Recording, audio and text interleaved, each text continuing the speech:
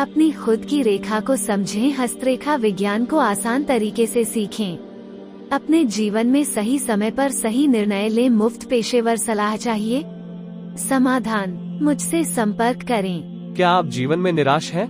आप अभी तक सफल क्यों नहीं हैं जैसा आपको होना चाहिए? क्या आप जानते हैं कि आपको कौन सा पेशा सूट करता है?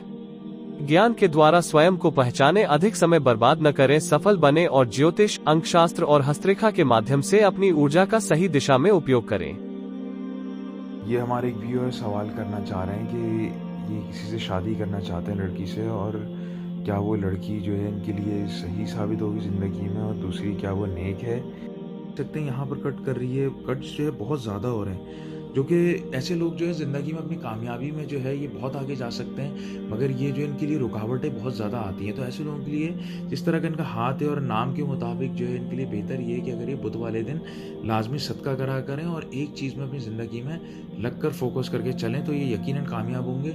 और इनके लिए बेहतर ये है कि अगर ये जो है बाहर बैरूनी सफ़र की कोशिश करें, अगर ये बाहर निकल सकें, इसलिए जो इनकी सफ़र की जो लकीर है वो बड़ी मून में जो है ये काफ़ी स्ट्रॉन्ग जाहिर हो रही है। और ऐसे लोगों के लिए जो है ये सफ़र करके बाहर निकल जाना ज़्यादा बेहतर होता है। ये लोग अधिक वीडियो के लिए लाइक और सब्सक्राइब करें।